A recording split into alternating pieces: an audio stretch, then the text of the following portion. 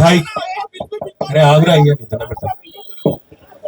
వెనకాల ఉన్న వాళ్ళందరితో విజ్ఞప్తి దయచేసి అరే ఆగ్రా అయ్యా थोड़ी देर सबर करो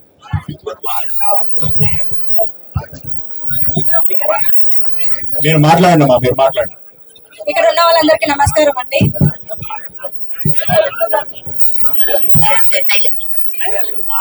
మీరు మాట్లాడండి.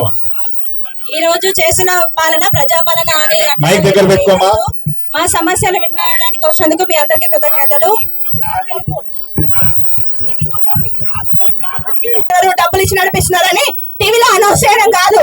బుద్ధి ఉంటే వచ్చి పబ్లిక్ లో మాట్లాడండి. అసలైన పాలిటిషియన్ ప్రజల పక్షంగా మాట్లాడే పాలిటిషియన్ అయితే పబ్లిక్ లోకి వచ్చి మాట్లాడండి.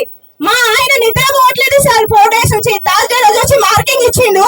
సునీత మనం వెళ్ళిపోదాం, రూమ్ ఎక్కడ తీసుకొని షిఫ్ట్ అయిపోదాం, ఏ నైట్ వస్తారో తెలియదు, ఏ నైట్ వచ్చి కొనగొడతారో తెలియదు అని టెన్షన్ తీసుకుంటుంటే నేను ఒకప్పుడు అమ్ముతా అన్న ప్లేస్ ని నేను ఆపడం వల్ల ఈయనకి ఇలాంటి పరిస్థితి వచ్చింది కదా అని నేను ఈరోజు ఏడవాల్సి వస్తుంది. నా భర్తకి ఏదైనా జాబ్ ఇస్తారా? డబల్ బెడ్రూమ్ అంటున్నారు సార్.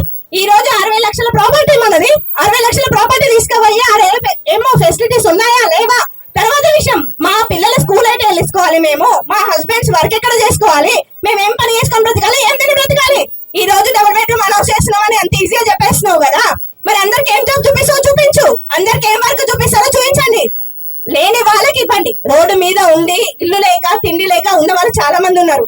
కానీ మాకంటూ మేము కష్టపడుకొని ఎవరి మీద ఆధారపడకుండా రూపాయి జమ చేసుకొని ఇల్లులు కట్టుకున్నాం. మా ఇంట్లో జోలికి వస్తే మాత్రం ఊరుకోము మేము ఎట్టి పరిస్థితిలో కూడా.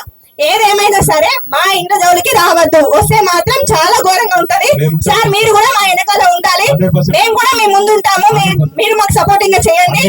ఇది మాత్రం ఇప్పుడు టెంపరీ సొల్యూషన్ కాదు సార్, పర్మనెంట్ స్టే రావాలి. దీనికి పర్మనెంట్ ఆర్డర్ రావాలి.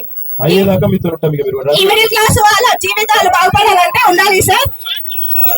ఒక ఆర్డర్ అంటే రావాలి మనకి. సుప్రీం కోర్టు నుంచి వస్తుందా హైకోర్టు నుంచి వస్తుందా మనకు తెలియదు, కానీ ప్రతి క్షణం ఓపిడిని చేతిలో పట్టుకొని బ్రతకాల్సి వచ్చిన పరిస్థితి సార్. అగ్రికల్చర్ వ్యవసాయం నుంచి వస్తున్నాం మేమందరము. ప్రతి ఒక్కరు దగ్గర నుంచి కష్టపడి వచ్చిన వాళ్ళే కదా సార్.